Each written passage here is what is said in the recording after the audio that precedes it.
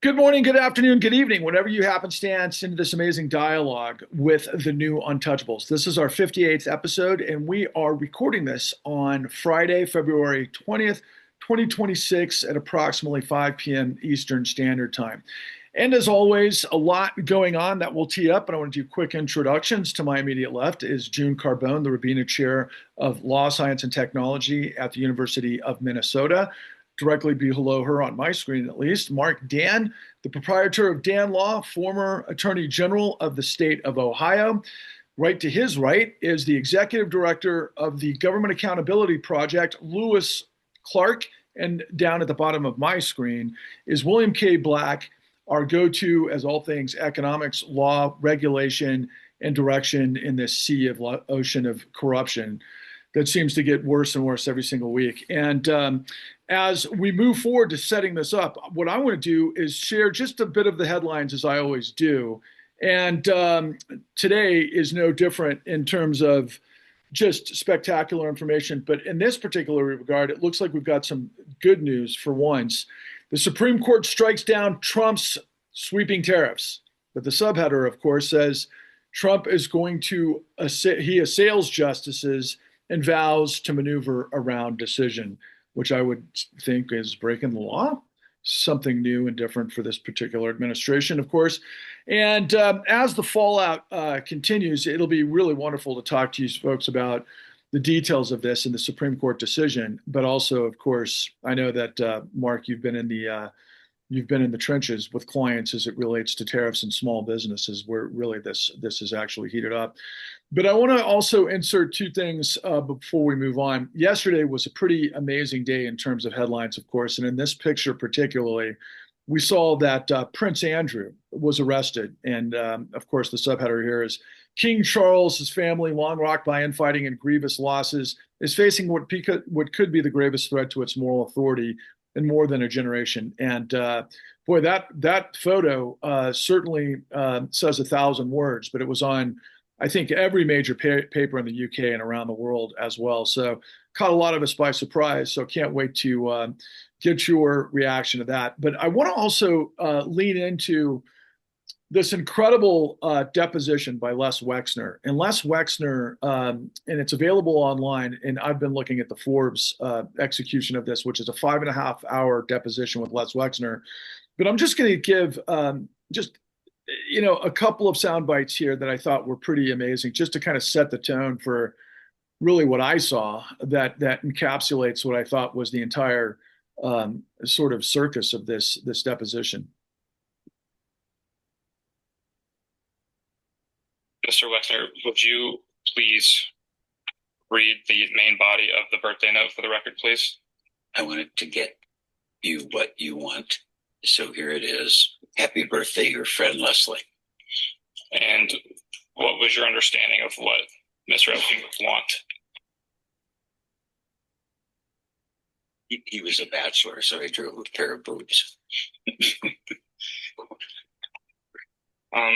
As a kind of a joke and offhandedly, I'd say. Understand. I hope you do. You've said a few times throughout this deposition today that you did not consider Mr. Epstein a friend of yours. However, you signed this letter, and I quote, "Your friend Leslie." Why would you sign "your friend Leslie" to someone you did not consider to be a friend of yours? I don't know.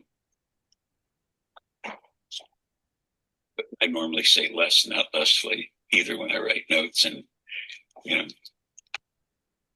I guess I can't explain why I would say your friend, because we weren't friends. And that was a very awkward and meandering moment that kind of encapsulated the 5 hours that I've witnessed. But I want to just play this just for discussion's sake. But this got a lot of people's reaction today as well. But I wouldn't have had the idea. But then all the things were inventoried. That wasn't work for me or Jeffrey. It was just regularly done.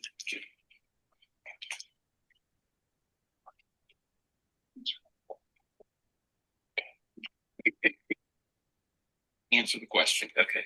A discrete question on a different topic. Okay. We know that at one point you owned a property.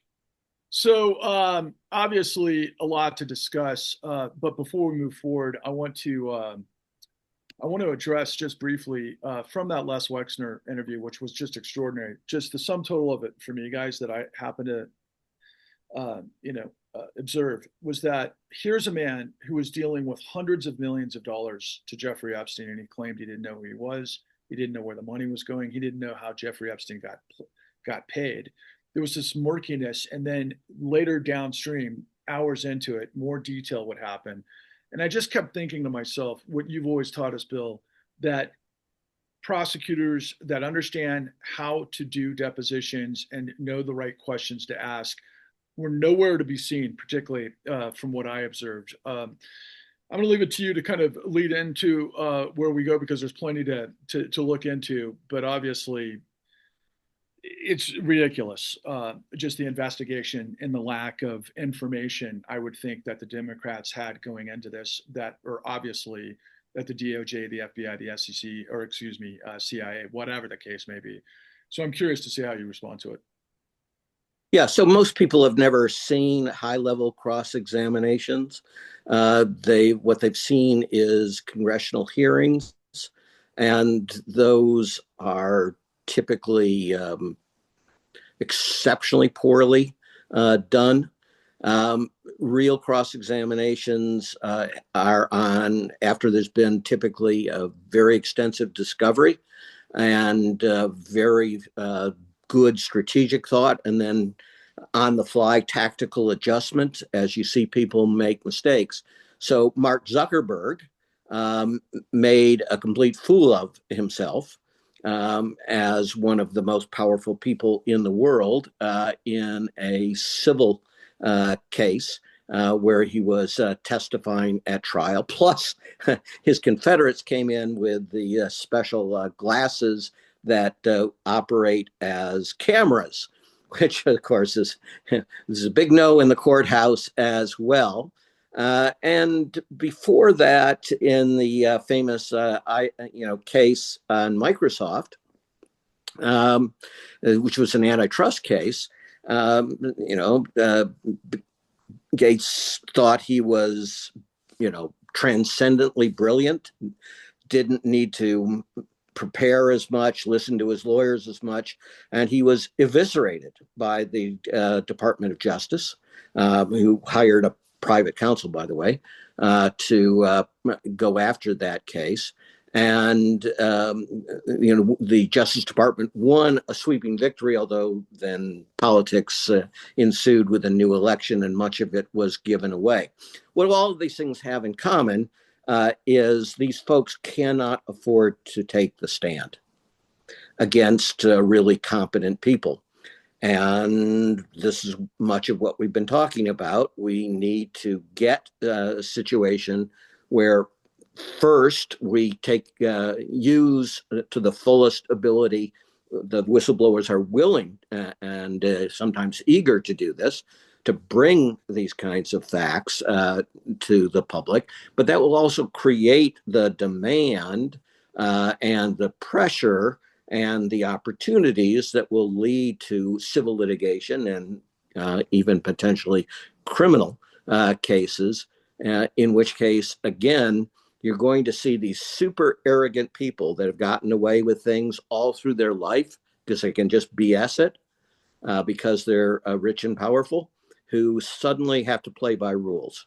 And it is a sweet thing. So,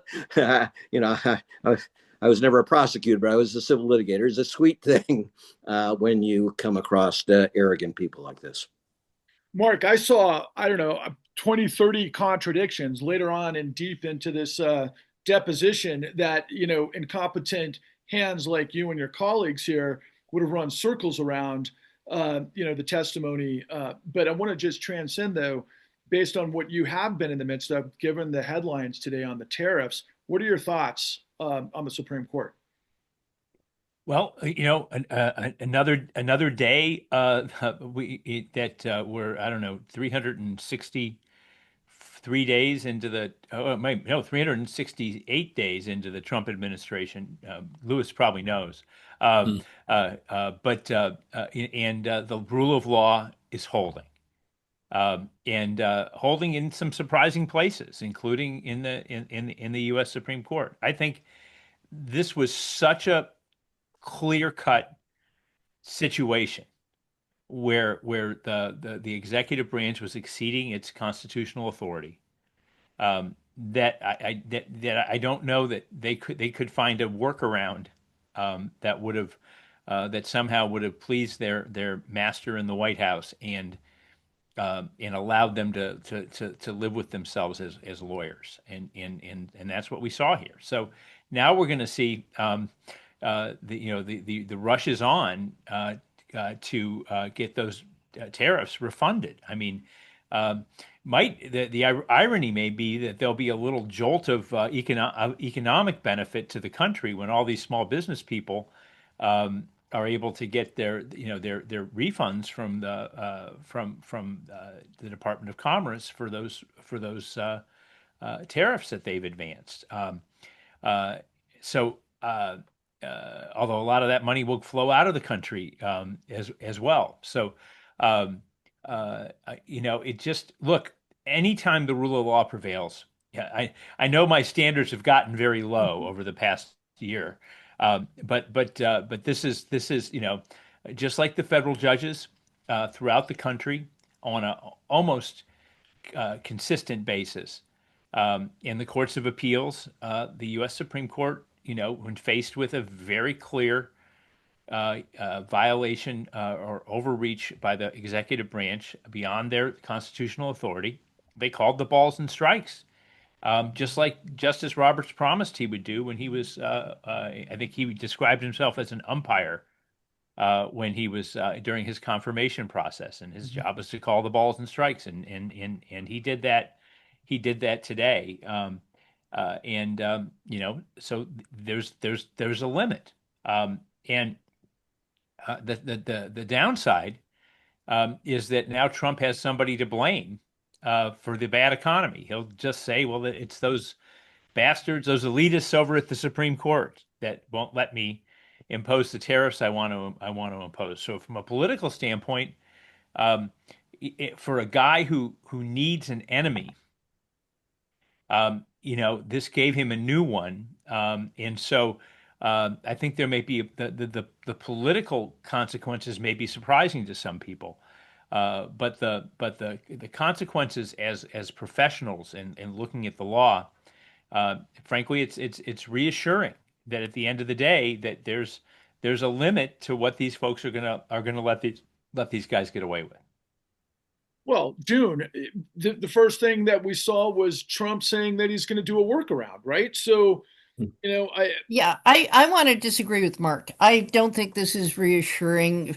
Let me run through it. First, if the court had come out the other way, that would have been devastating for the rule of law. So I agree with that much. Secondly, the opinion, the 6-3 majority opinion clearly said, you can't do this. You don't have any authority to do this.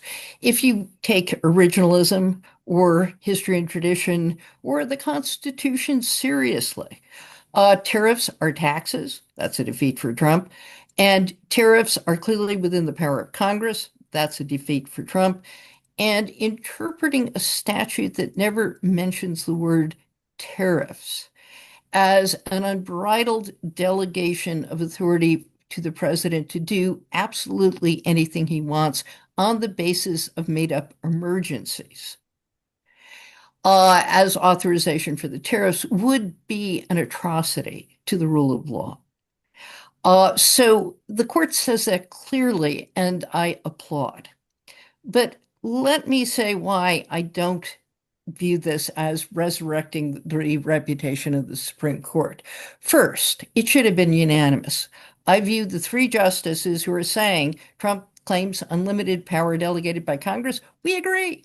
We don't give that to Joe Biden in areas that are much more ambiguous in terms of history and tradition, but for Trump, everything.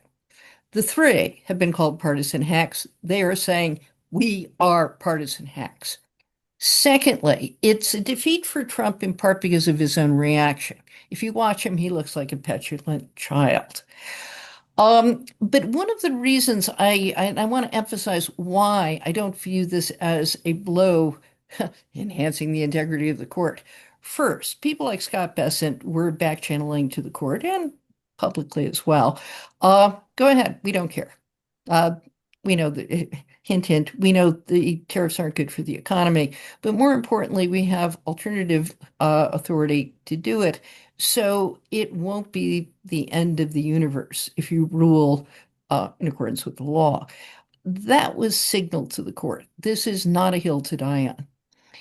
Secondly, and I think this is more important in understanding the role of the court.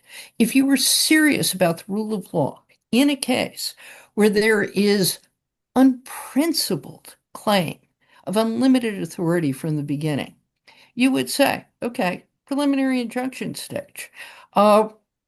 He's claiming to do something that is pretty clearly illegal, just illegal, not within his authority, not delegated by Congress. There should be a preliminary injunction, likelihood of success on the merits, and the consequences of not freezing the action is you now have 270 billion in, or so, you may have the exact number, Marc, of illegally collected tariffs, and we're going to have to figure out how to deal with that. And this throws a monkey wrench into the economy. It enhances economic insecurity, even if never having the tariffs in the first place would have been a good thing. Having the tariffs on and now off and on again under some other authority is almost certainly bad. Bad for the economy, bad for predictability, bad for the rule of law. The court very consciously has undermined the ability to enjoin at an early stage when you could really prevent harm from being done, Trump's illegal acts. Then they took their sweet time in writing the opinion.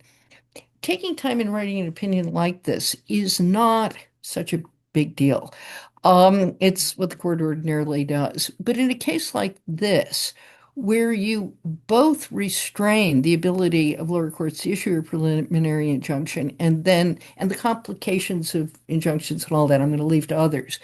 But they could have found ways to either quickly decide something or issue an injunction that gives them lots of time to decide something while freezing the status quo.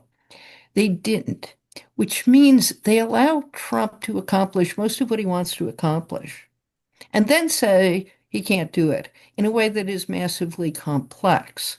And in other areas where they've done the same thing, that means Trump gets what he wants effectively, even though it's blatantly illegal, and the court may say that at the end of the day. So I don't view this as a triumph for the Supreme Court. The final thing that's going on and why there's so many opinions and concurrences and dissents is that the court is jousting about something near and dear to the court's heart, which is the major questions doctrine. This is a doctrine the court has made up to say Joe Biden couldn't forgive student loan debt, and in a variety of other ways takes traditional congressional statutes that delegate authority to the president in an arena in which delegation is traditional, unlike taxes or tariffs, which are in the Constitution as entrusted to Congress. But in these other areas like student loan debt, there's a decent argument of delegation to the president. And the court uses the major questions doctrine to say, anytime it's a major question, meaning if we think it's important, we get to decide what Congress meant, utterly disregarding statutory history and precedent. We get to do it. And one of the reasons this is a 6-3 vote, one of the reasons Gorsuch went along is Gorsuch, of all the justices, really believes in the major questions doctrine. And Roberts is using this decision to bolster the major questions doctrine and to say we applied it to Biden, we're going to apply it to Trump.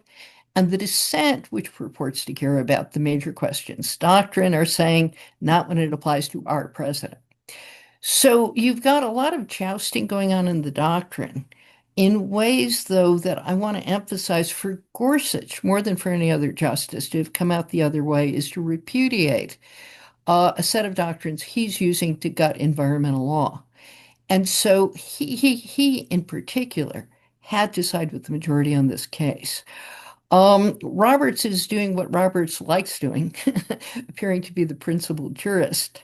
But I want to emphasize, if they really cared about the rule of law, they would have stopped this at a much earlier stage, so you don't have the problem your clients have, Marc. Yeah, just a quick follow-up to you, Marc, based on that. Wasn't there some confusion about collections on the back end of this? I mean, that's kind of left out there for everybody else to sort out, I suppose. Right. I mean, there's never been, I mean, there's, and it is, I think it's at least $180 billion worth of funds out there. And there's not a mechanism really to establish to deal with that. And so that's going to be, that's yet to be decided.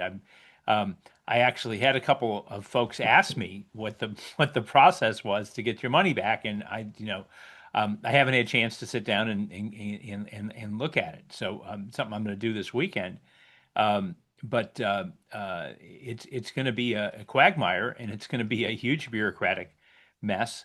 And I think it's going to lead to litigation, which it is what it is. I mean, it has to get this has to get remedied. I mean, this is a classically unconstitutional taking. So there might be the basis for a 1983 action. I mean, those are the kinds of things that I've been trying to think through today, because again, we have to, if we're going to succeed in making the rule of law work to protect America from authoritarianism, we have to bring those cases, and we have to make sure those cases get brought. And there's lots of smart lawyers out there that I'm sure are having the same conversations with their colleagues, and looking at the research, and a lot of smart law professors that are trying to think through what that strategy ought to be. But they just created a $180 billion worth of claims against the federal government, all over, in the stroke of a pen. So that's got to all be sorted, and I don't know how quickly that can be done or how that's going to be done. But at the end of the day, that means that this is capital. Look, this is capital that American businessmen and women could have been using to grow their business, to build infrastructure, to open new markets, to hire people, and instead it's been sitting in the Treasury doing nothing. Or being deficit spent by Congress in the meantime, and it's going to have to be repaid. So that's the other side of this from a political standpoint. There's going to be a budget hole now, because those tariffs, I'm sure, certainly factored into the administration's budget analysis. I don't know what the Congressional Budget Office did with it. I don't know if anybody else knows, but at the end of the day, we've got budget problems, and this is only going to exacerbate those problems. And Lewis, I encourage you to go any direction you want to, but I felt compelled when I was especially watching the interview with Les Wexner, thinking to myself, all of these questions I know could ruminate from whatever the DOJ has, whatever the FBI had. I would imagine whatever the CIA has, and that's all complicated stuff way beyond my comprehension. But I felt compelled to ask you, and I hope maybe, depending on whatever direction you want to go with this, maybe interact with Bill about whistleblowers and strategy and things of that nature.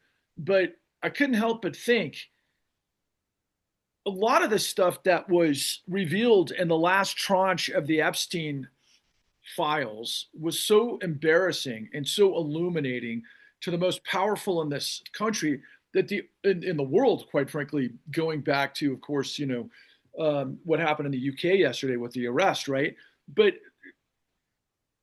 there's such a hunger from the American people and around the world for justice, first and foremost.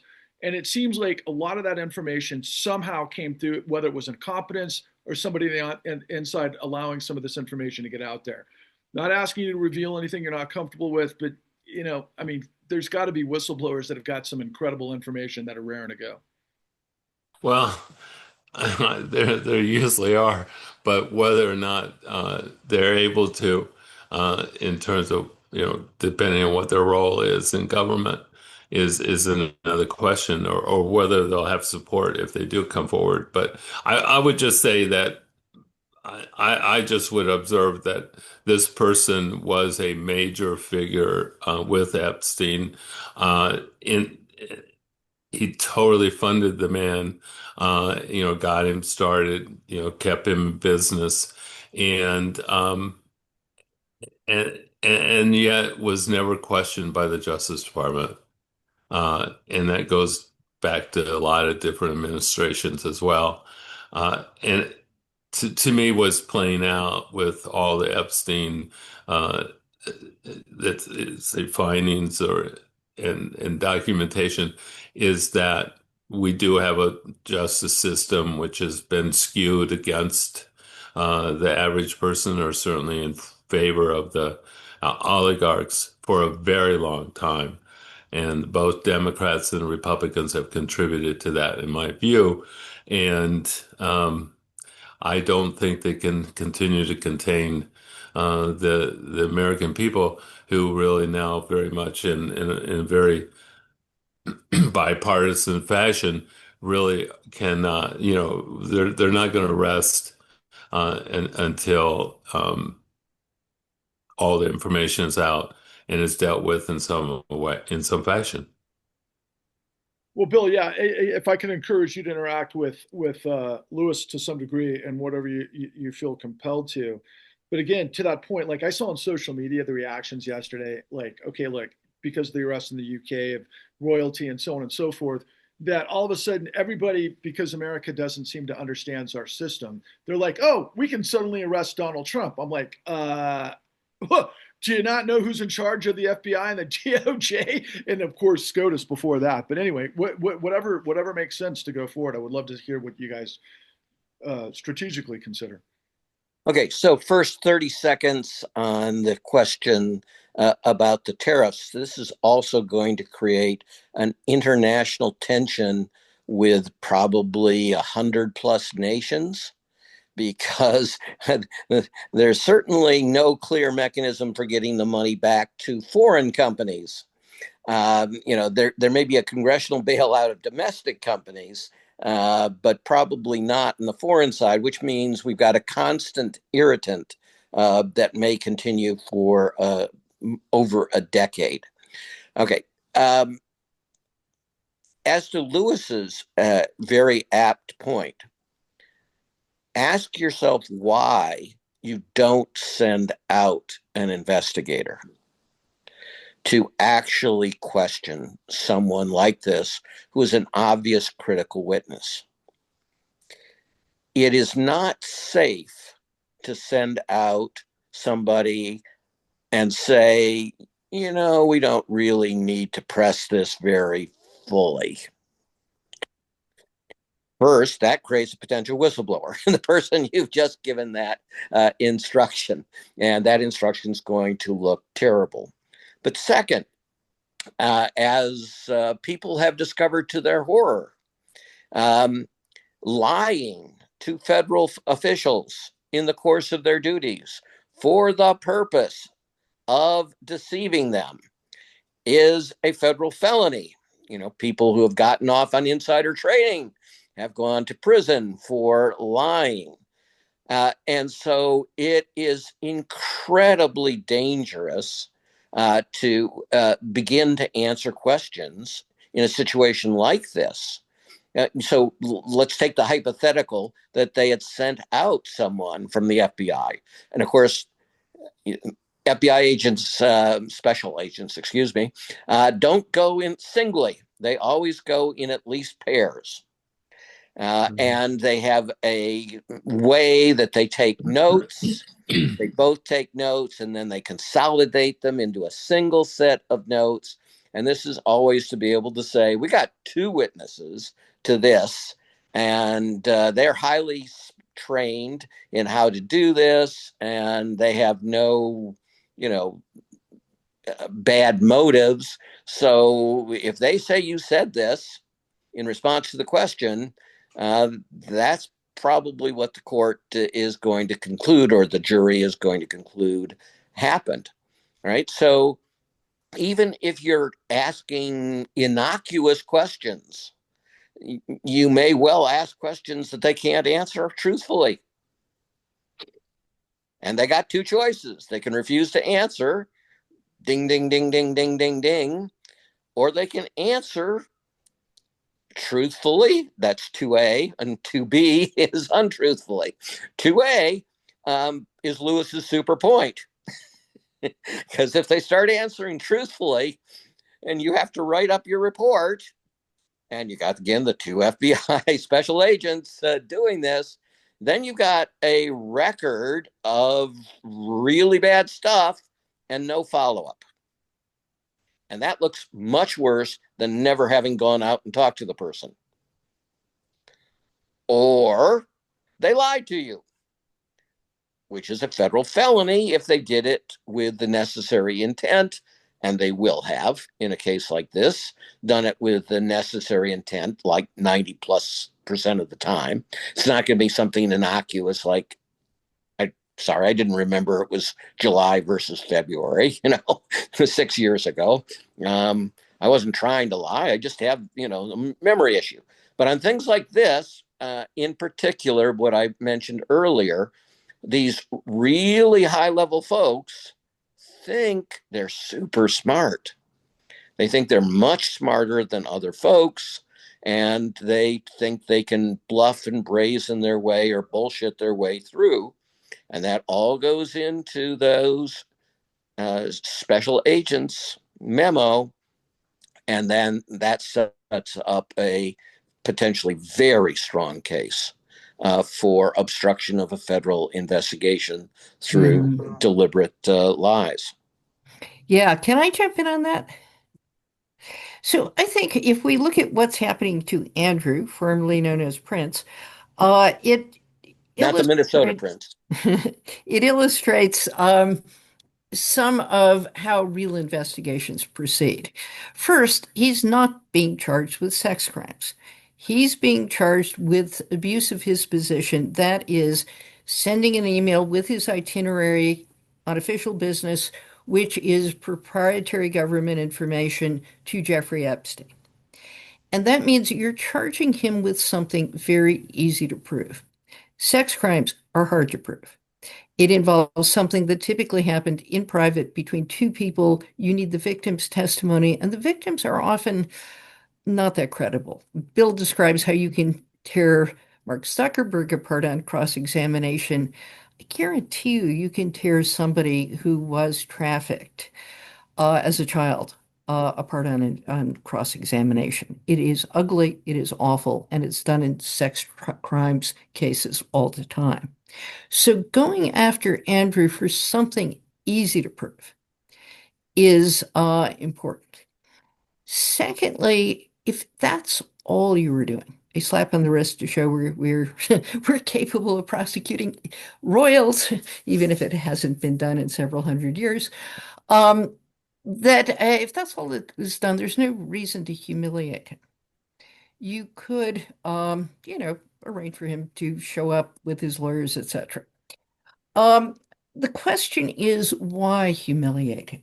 And I think that has to be, there's going to be more to this investigation. And in showing that they can bring Andrew to account, they're also showing they can put pressure on a lot of other people to say who's involved and what evidence do we have. That's the thing we have no evidence has ever occurred in the United States. And I do want to emphasize, Pam Bondi spent all of this time saying, what about Merrick Garland? Why didn't you ask him about the Epstein files? Well, for all that the prosecution of Jeffrey Epstein was brought during Trump 1 by the Southern District of New York, that investigation continued and culminated in the conviction of Maurene Comey in 2023. That's during the Biden administration. Now, here's what we don't know. Was that the end of it? Was she investigating anything else? We know she went on to prosecute other people for sex crimes, most notably Diddy Combs. But And note that that prosecution ended in acquittal on the major charges, underscoring that those cases are hard to prosecute. But if you were to sink your tentacles into Epstein at an earlier stage, you'd be looking at fraud, tax evasion, a whole series, sex trafficking for sure, a whole series of other crimes. Maxwell was convicted of sex trafficking, which is easier to get a conviction on than particular individual sexual acts. That's the kind of investigation that has teeth. Did the Southern District, we know Florida didn't do it. We know DOJ didn't do it. Did the Southern District go any farther than Maurene Comey? We don't know. We know the major players seem to say the FBI never called me up, that there was no investigation. So that's kind of where I want to go with this. With Wexner, the question is not just going after him, although, I think he's clearly culpable in something. Who knows what? But rather, he goes, if you put the screws to him, he hates Epstein at this point. Could you get him to flip? Yeah. Why did no one do that? We also know that Comey was forced out by the Trump administration as soon as they came into office. So. And I want to emphasize on that. We don't know whether she was continuing to look into Epstein-related matters and the DOJ shut down that investigation when she was ousted. There's no indication she was fired for any reason other than she was Comey's daughter. But that's not the interesting part. The interesting part is what happened to the investigations she was conducting when she was fired. And what we do know, at least I've seen reports in the media, I can't validate anything, is that after Comey was fired, DOJ asked that all of the Epstein-related files in her possession be transferred to Maine Justice. And this was before the legislation was passed requiring their disclosure. What does that mean? I have no idea. Again, we don't know that she was conducting a further investigation. We don't know that it was shut down.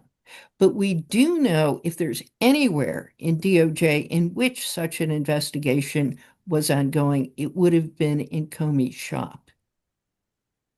I have questions. Has anybody talked to her? I'd like to know that.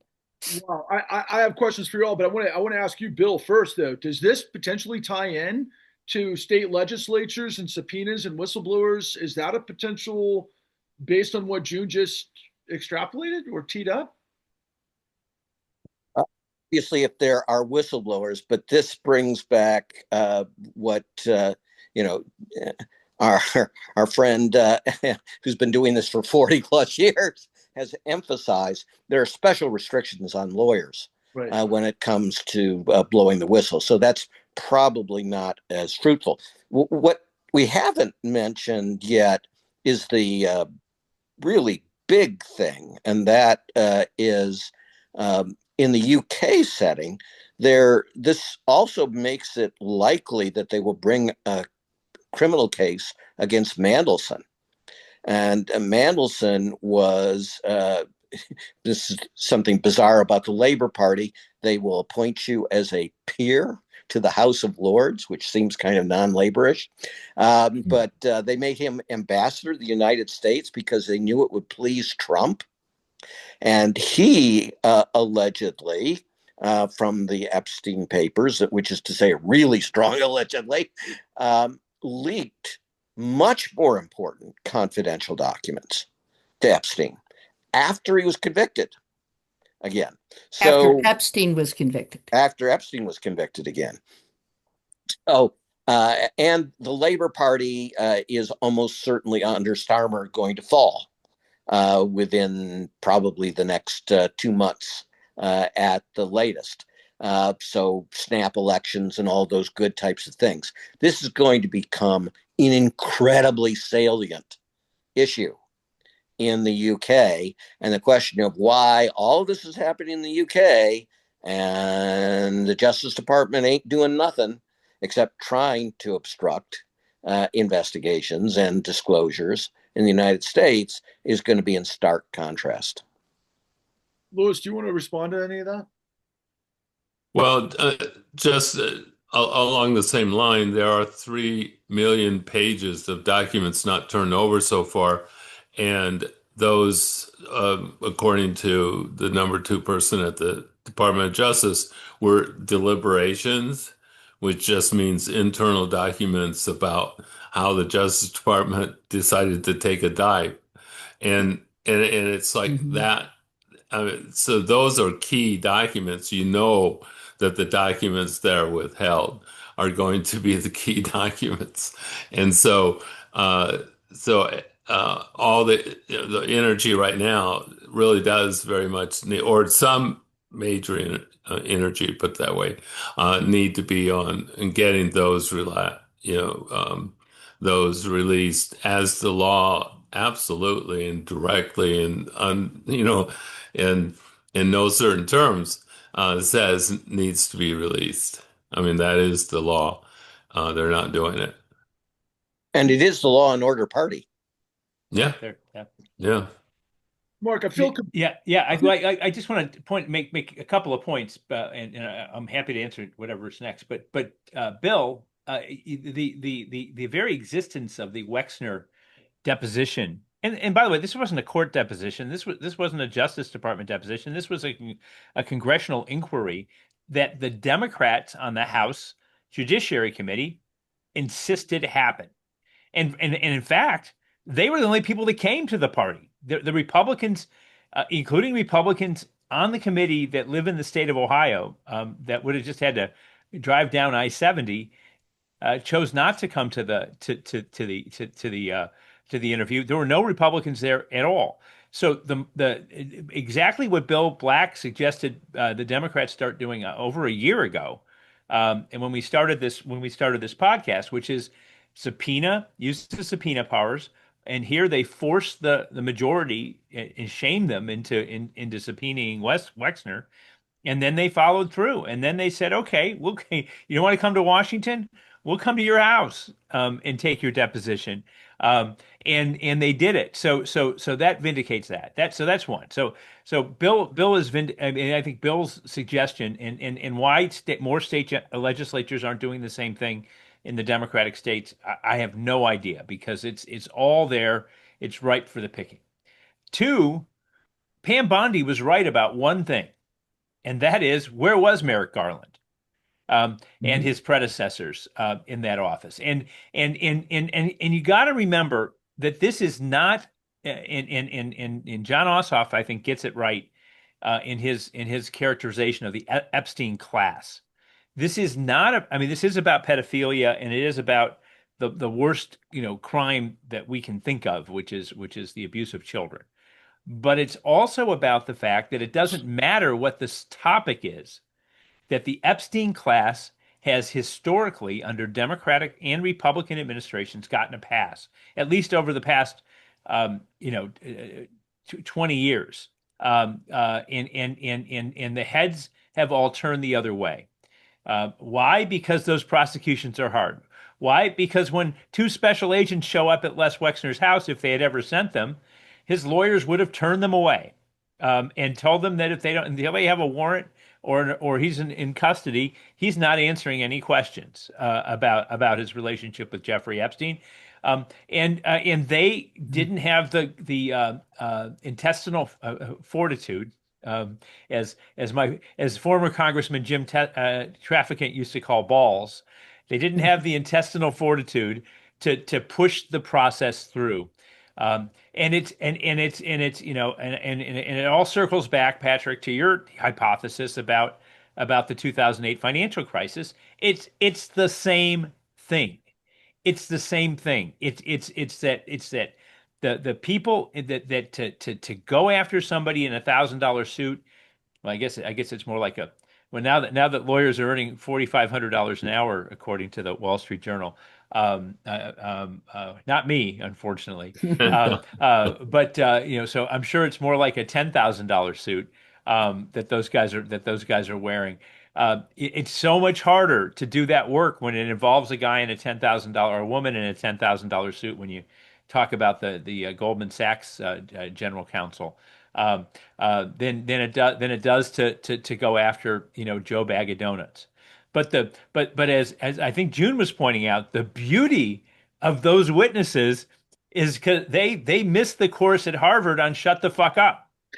And so they are once you get them in that situation, just as Les Wexner showed us, okay, they're going to talk because their whole life they've been the smartest guy in the room, and the best agents are the one. Anybody remember Columbo? He went into every interview of witnesses to crimes. I don't understand this stuff. You're so much smarter than me.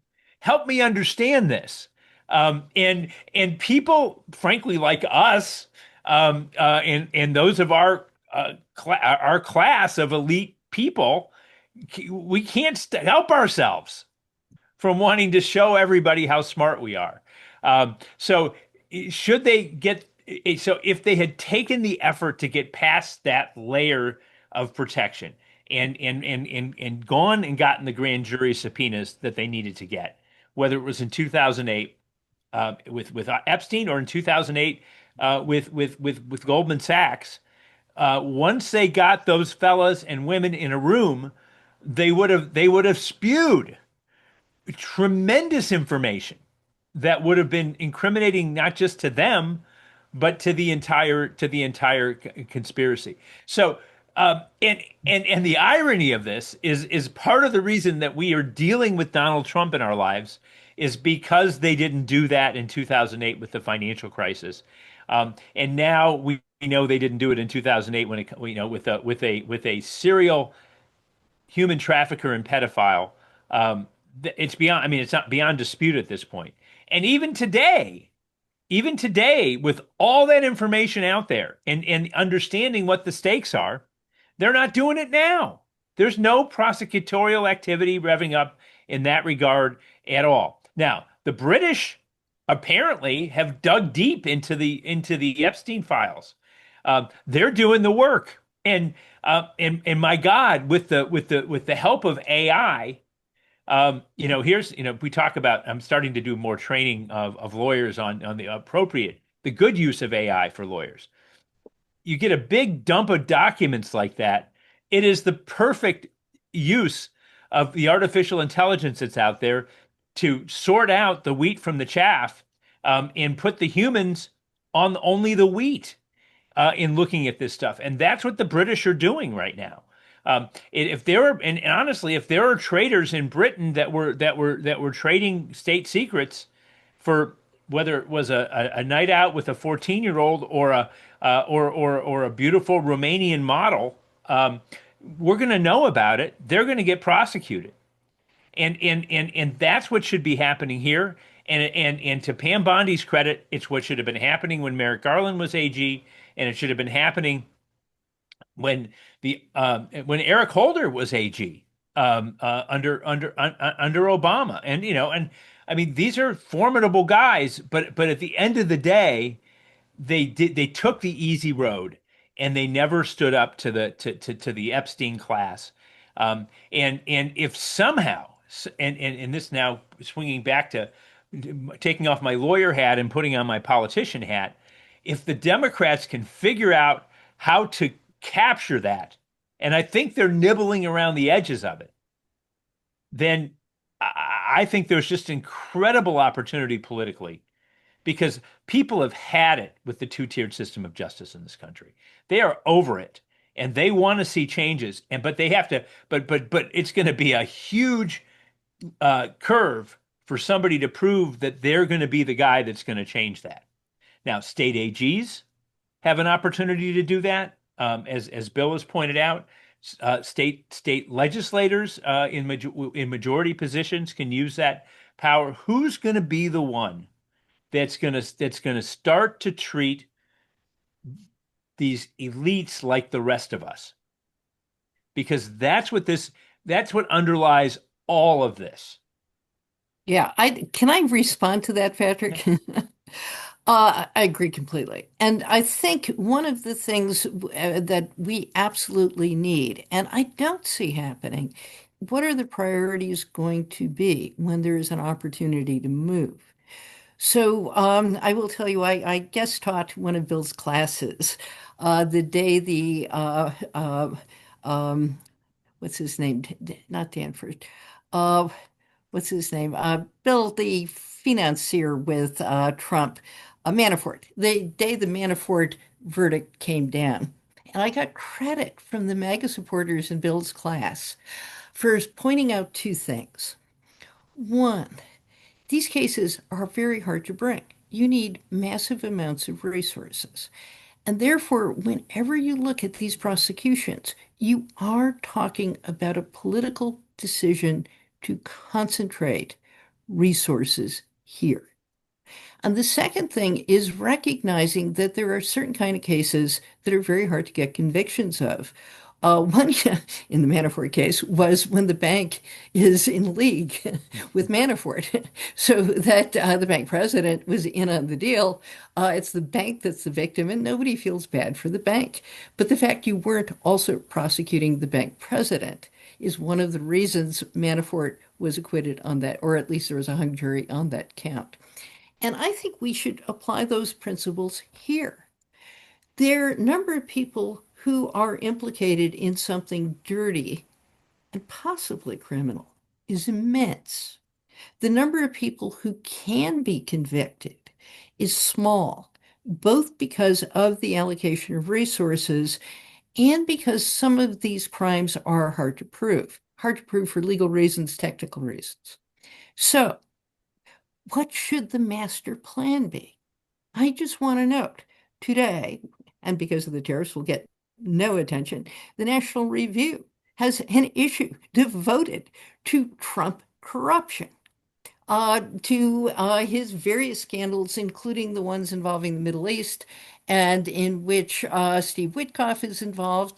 And they say outright, hey, we spent all our time yelling about the Biden crime family. The Trump crime family is an order of magnitude, two orders of magnitude, two more zeros at the end greater. And where is James Comer in investigating Trump? This is the National Review. So let me ask the question. We need an agenda, and I think an agenda that prioritizes which of the many Trump crimes it comes to the head of the list in terms of whom to go after. And I want to emphasize, if Trump destroys the Epstein files before he leaves office, and I predict he will try to destroy some of them, obstruction of justice, open and shut, or take him back to Mar-a-Lago with him, like the other files. In the bathroom. Yeah. Open and shut on a variety of grounds. Guess who has copies? Putin. One of the things the Russians run all through the corrupt Epstein financial deals, Trump's money laundering, the things that Epstein threatened to reveal about Trump when he was angling in 2016 and later to get a better deal, and almost certainly the sex itself, and creation of the networks that brought women and girls from Eastern Europeans to be trafficked by Epstein. Russian fingerprints are all over this. And I'm sorry, Patrick, when you showed Pam Bondi's testimony in one of our last podcasts, the point at which I guffawed, perhaps audibly, was when she said that the allegation that Russians influenced the 2016 election was untrue. That's perjury. Mueller got indictments against Russians for influencing the election. He may not have had proof that Trump was complicit in a quid pro quo way. He had extensive, verifiable evidence that Russians influenced the 2016 election, and Pam Bondi lied about it. So, where do we begin to demand accountability. There's too much. And a bipartisan congressional report confirmed that, by the way. I want to add one thing that is a friendly supplement to what Marc was talking about. The thing that cuts through all of these abuses is finance. Mm-hmm. Right? And so had they gone after, and of course, the Epstein class, what is the thing that cuts through all of that? Finance and the big investment banks. Had they gone after as fully as you can go after the great financial crisis, elite investment banker crooks, they would have flipped. And they would have brought not just evidence about the crimes that drove the great financial crisis, but a host of other things you learn are criminal as an investment banker dealing and serving the interest of the Epstein class, including almost certainly the Epstein scandal. So what you lose when you don't do the proper investigation isn't simply the thing you're investigating. It's the 1,000 other things that the investment bankers know, and their lawyers, their criminal defense lawyers, are going, hey, what do you know that we can make a deal? What can you deliver to the Department of Justice so that we can get years off of your sentence? And a pro tip on that Marc doubtless uses that we've known for years in these kind of computer-aided searches of discovery: look for obscenities. The documents where the people are swearing a lot often are the ones. On the Epstein files, that may not narrow it enough. Yeah, true enough, but that's because all of them are incriminating. Right. Well, yeah. Oh, go ahead, Marc. Yeah. No. I mean, these people value their reputations too, and so that embarrassment, if they can avoid it, is a huge incentive. But they, the Justice Department in 2008 never gave the investment bankers the chance because they just punted, and apparently they did the same thing in the context of this of this human trafficking and it wasn't. It is as devastating as the human trafficking was from a national security standpoint and from an insider trading standpoint. It's becoming clear that the trafficking of insider information, government secrets as well as corporate secrets, was equally devastating. So he wasn't just running a human trafficking ring. This is like the old days in Mahoning County, where I practiced for a long time, in Youngstown, Ohio, where the mob existed. The currency was in the trading of favors, and that's what Epstein was. He was the Bernie Madoff of favor trading, and he maintained a huge bank of favors, using all the old school. All the things that any good mobster would have known about: extortion, inside information, and sex. And he used that information to become a very, very rich man, and made a lot of his friends very rich in the process. Because what else did he have? He had no education. He had no identifiable skills. He wasn't a learned professional. What he did is he trafficked in women and information. And in every corrupt country, what you look for as an investigator is the fixer. Yep. The con man. Right. Well, no, the connector. Yeah. Right. The connector, the guy you go to, and he won't tell you how he's going to do it, but you pay him the $20 million and you get the government approvals you need. What was who was Trump's guy? Michael Cohen. Right. Roy Cohn. Roy Cohn. Roy Cohn. Yeah, the original. Well, Michael Cohen. Michael Cohen was a very poor imitation of Roy Cohn. Yes. And I don't think they were related. But no, I mean, that's One's Cohen, one's Cohen. They're both Kanye. But... And into June and Bill's point, that makes it very hard. The reason you traffic in favors as opposed to cash and bags of cash is because it's really hard to prosecute those cases. And you know what? They didn't fucking do it because it was hard.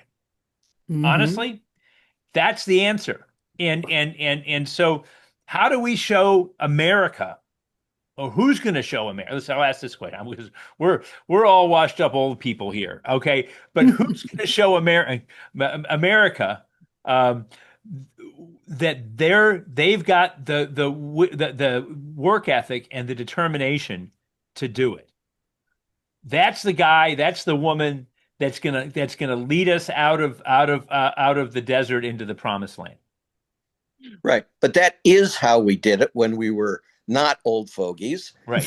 And that those thousands of convictions that we've brought the data on of the elite white collar criminals, that's precisely how we did it. Right. I mean, look, Bill and June and Lewis and I will be raising our hand. Put us in, coach. Okay, when the time comes, we will.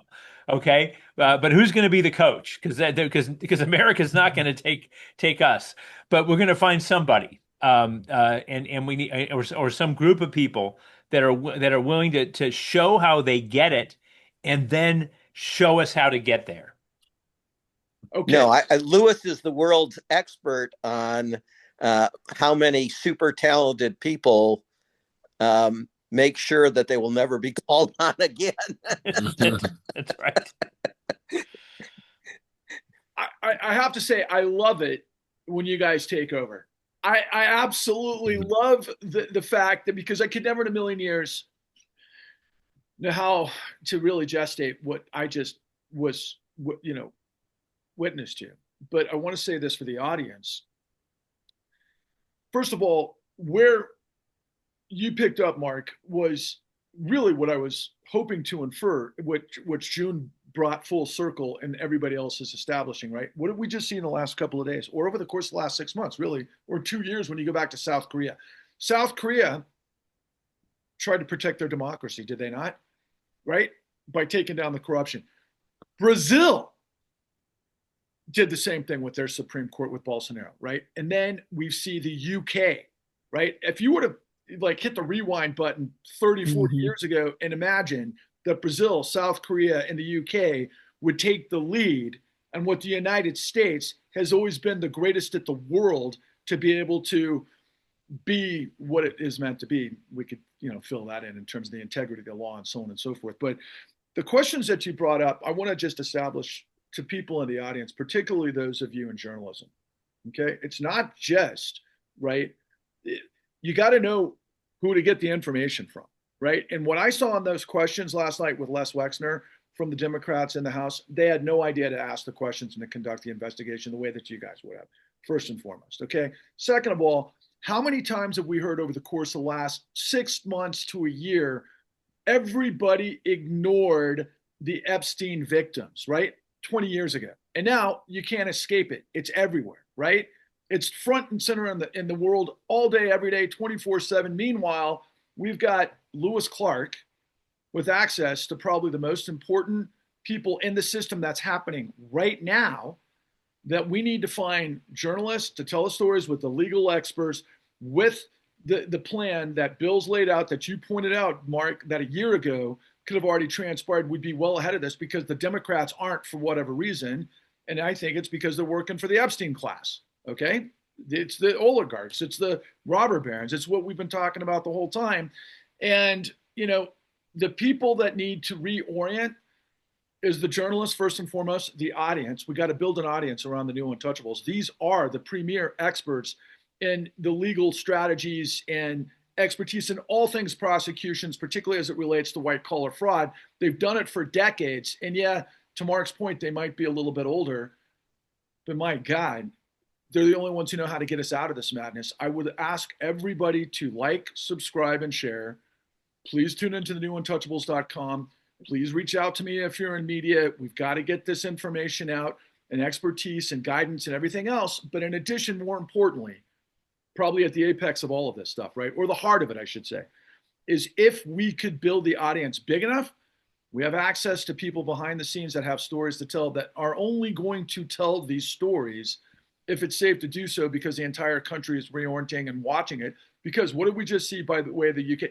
Pam Bondi's DOJ is still obfuscating everything that we're seeing come down the pike for accountability in the European countries as it relates to Epstein. Did I get any of that wrong? Did anybody want to add to what I just offered? No, but you can see Trump is, who's he supporting? He's supporting, the princes and such. He's supporting Bolsonaro.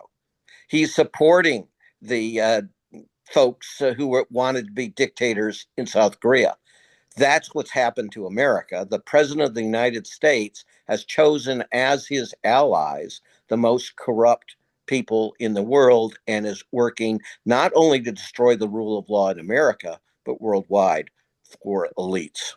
Because yeah, and if I can I follow up on that? Because one of the things that people like Anne Applebaum and other people who study tyranny emphasize, how do countries get to the other side?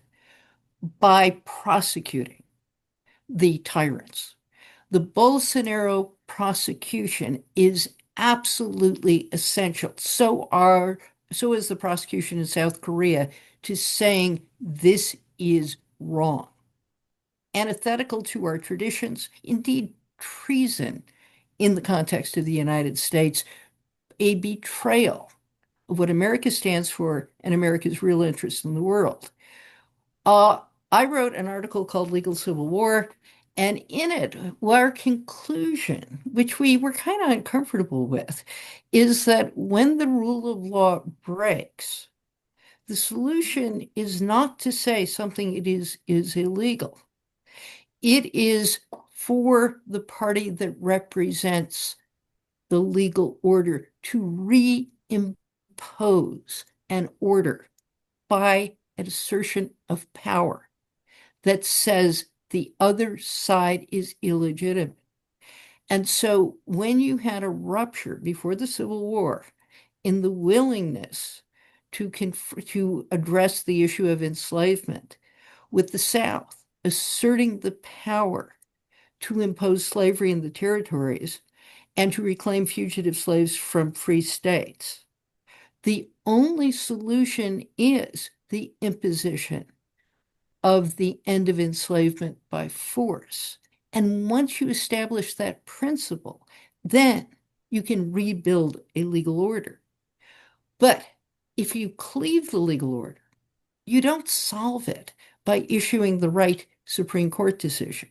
You solve it by imposing a regime that at its core makes clear the illegitimacy of what's happening.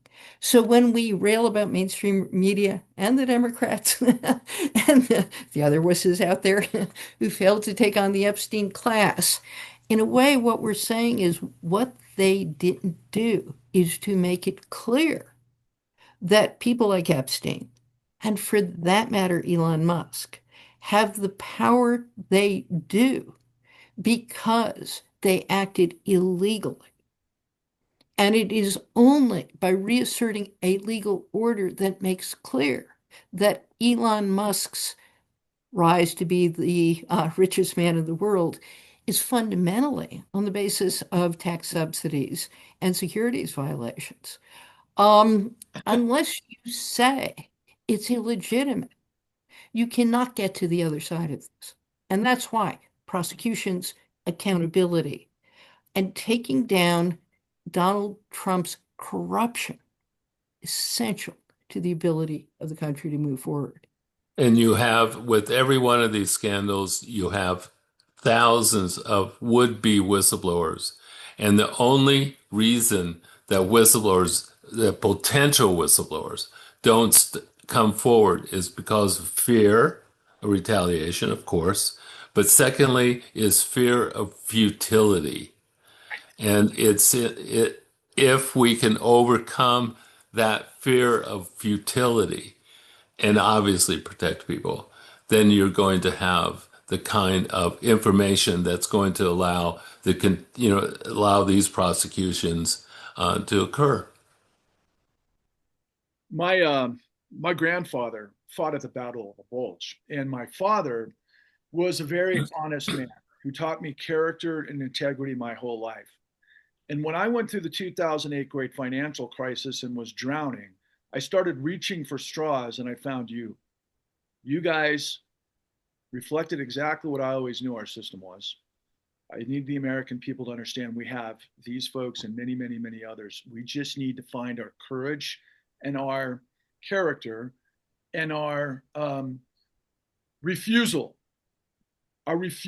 to accept this monstrosity. Because, guys, and I'll just say this as the last point, my God, it's the most ridiculous thing in the world to look at a guy like Donald Trump, who got out of military service 5 times, to be in charge of his private junta after he's looted over $1 billion, when we see inside the Epstein machine that they were literally so depraved that they fed on children.